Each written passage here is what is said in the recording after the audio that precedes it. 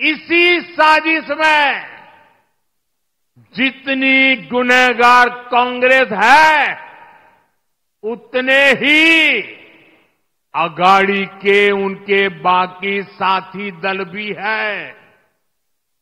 साथियों, चुनाव के समय पार्टियां अपने कामकाज का हिसाब देकर जनता के बीच जाती है।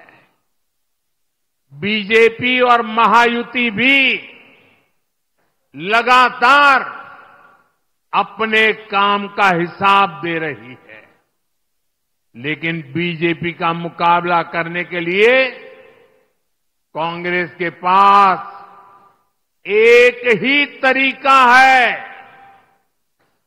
कांग्रेस उसके साथियों की झूठ की दुकान, यही दुकान इन दिनों कांग्रेस और उसके चेलों ने महाराष्ट्र में लगाई है। कांग्रेस ने कर्नाटका, तेलंगाना और हिमाचल में भी यही झूठ की दुकान सजाई थी, और वहां क्या हाल हुआ? चुनाव खत्म हुए, दुकान का शटर गिर गया।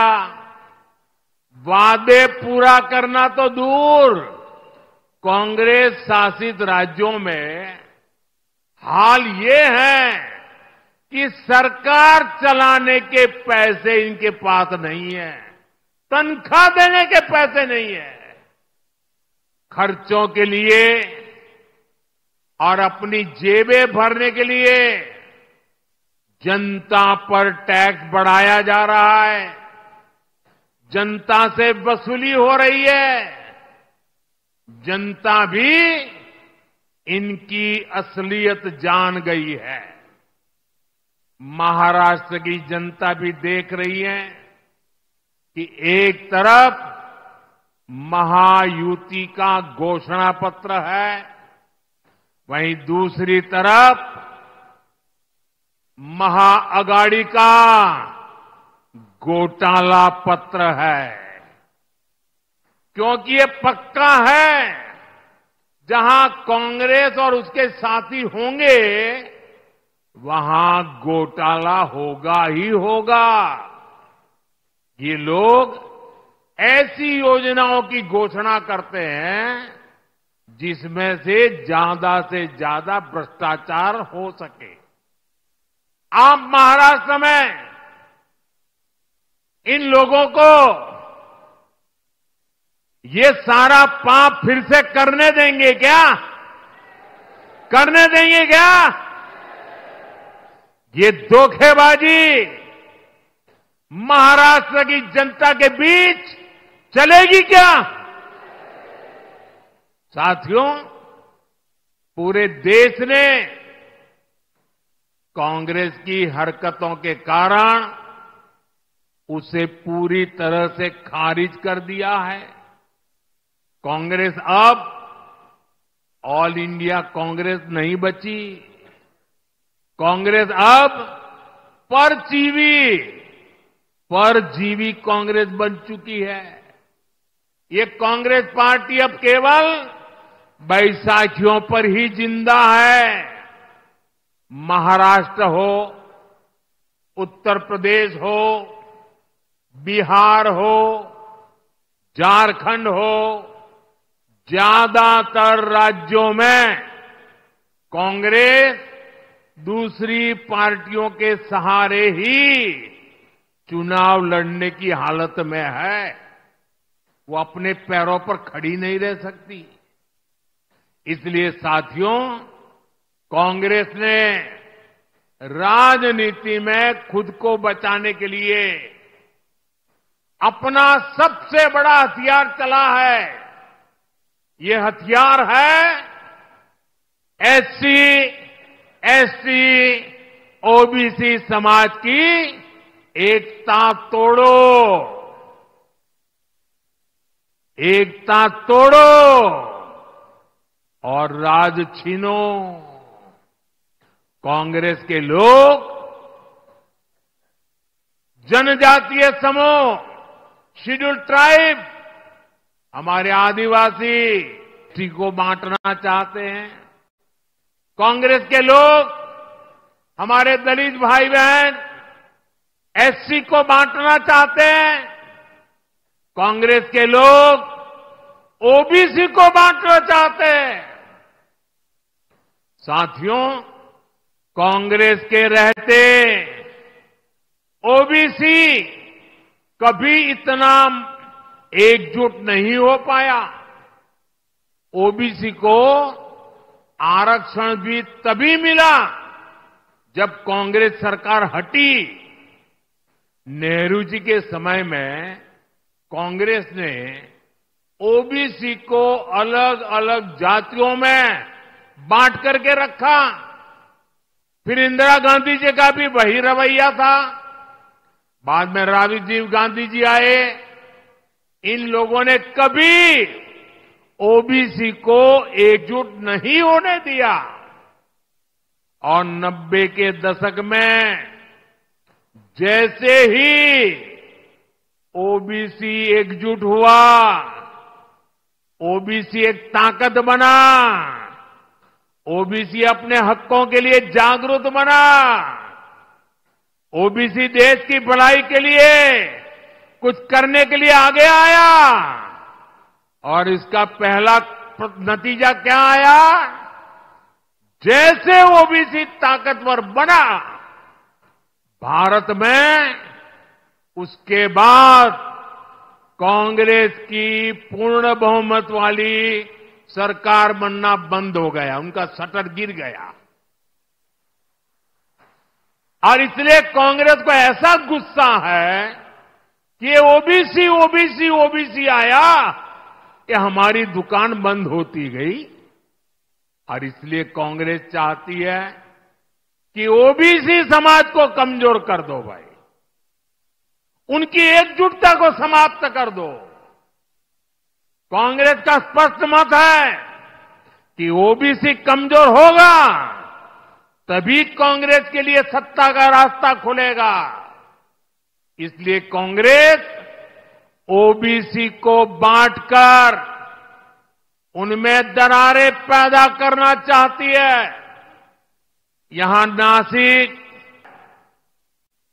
कुणबी, माली, वाणी, गुजर, कुंभार, नावी, सुतार, सोनार, देवड़ीगा, धांगर, धनगिरी, गंवाड़ी, शेटवाल, माली, मालिस, नामदेव, आहिर, तंबोली, धावड़, जाटगर, धाकड़ बैरागी, सैगर, कितने सारे। कांग्रेस इन सारी जातियों को आपस में लड़ाना चाहती है। कांग्रेस चाहती है कुणबी ये जाति माली से लड़े, वाणी जाति गुजर से लड़े, कुंभार साथी नावी से लड़े। कांग्रेस चाहती है कि सुतार सोनार से भिड़ जाए। कांग्रेस ओबीसी के तौर पर आपको एकजुट नहीं होना देना चाहती। इसलिए वो चाहती है देवड़ीगा धांगर से लड़े, धनगरी गवांडी से टकराए, नामदेव आहिर से उलझे। कांग्रेस का इरादा है तंबोली धावड़ से झगड़ा करे, जाटगर सैगर से लड़ाई करे। आपकी एकजुटता को तबाह करने के लिए कांग्रेस मैदान में उतरी है। आपकी एकता से, आपकी मजबूती से कांग्रेस को सबसे ज्यादा तकलीफ है। इसलिए वो चाहती है कि ओबीसी अपनी एकजुटता खो दें और कांग्रेस के लिए सत्ता का रास्ता खुल जाए। मैं आपसे पूछता हूं, जब ओबीसी अलग अलग जातियों में बटेंगे तो कमजोर होंगे कि नहीं होंगे? जरा पूरी ताकत से बताइए, कमजोर होंगे कि नहीं होंगे? आपकी ताकत घटेगी कि नहीं घटेगी? और इसलिए आपको याद रखना है, मेरा तो एक ही मंत्र है, हम एक है तो सेफ है, हम एक है तो सेफ है। सच्चाई यही है कि कांग्रेस ओबीसी से नफरत करती है। आज ओबीसी समाज का एक व्यक्ति लगातार 140 करोड़ देशवासियों के आशीर्वाद लेकर तीसरी बार देश का प्रधानमंत्री बना है।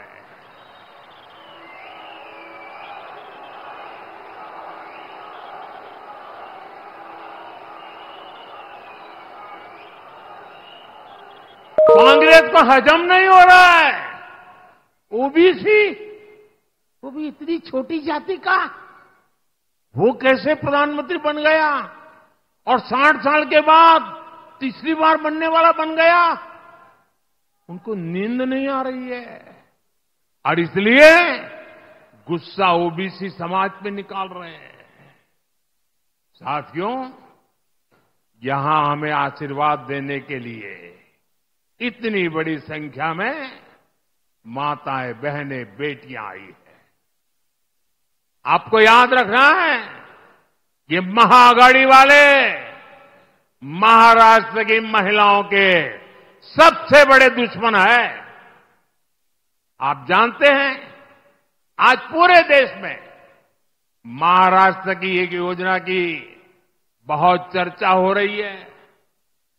हर एक की जुबान पे वो चर्चा है, माझी लाड़की बहन योजना, माझी लाड़की बहन योजना।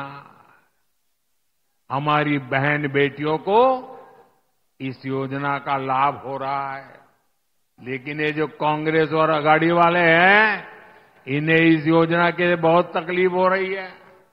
इस योजना को बंद कराने के लिए ये लोग कोर्ट तक चले गए हैं। भाई और बहनों, बीजेपी और महायुति महिलाओं के सम्मान और प्रगति के लिए समर्पित है। केंद्र सरकार की नीतियों से आज महिलाएं सशक्त और समर्थन बन रही है। हम 3 करोड़ बहनों को लखपति दीदी बना रहे हैं। महिलाएं आज ड्रोन दीदी बन रही है, देश की प्रगति में सक्रिय भूमिका निभा रही है। आज हम गरीबों को प्रधानमंत्री आवास दे रहे हैं, तो वो भी घर की महिलाओं के नाम पर दिए जा रहे हैं। अभी केंद्र में नई सरकार बनने के 100 दिन के भीतर ही हमने 3 करोड़ नए घरों को भी मंजूरी दी है। अच्छा, मेरा एक काम करोगे भाई? जरा हाथ ऊपर करके बताइए, मेरा एक काम करोगे? पक्का करोगे? देखिए, आज चुनाव में आप लोग घर घर जाने वाले हो, हर गांव जाएंगे, मोहल्ले में जाएंगे, लोगों से मिलेंगे। अगर आपको कहीं पर भी कोई परिवार कच्चे घर में रह रहा है, कोई परिवार झोपड़पट्टी में रह रहा है, तो उसको जाके कहना कि मोदी जी ने मुझे भेजा है, अब तेरा घर पक्का बन के रहेगा। ये कहेंगे और उसका नाम पता लिख करके मुझे भेज देना। देखिए, आप ही मेरे लिए मोदी है। आप जाकर के वादा कर देना, मैंने ठान के रखा है, मैं गरीब के पक्के घर बनाऊंगा। हमने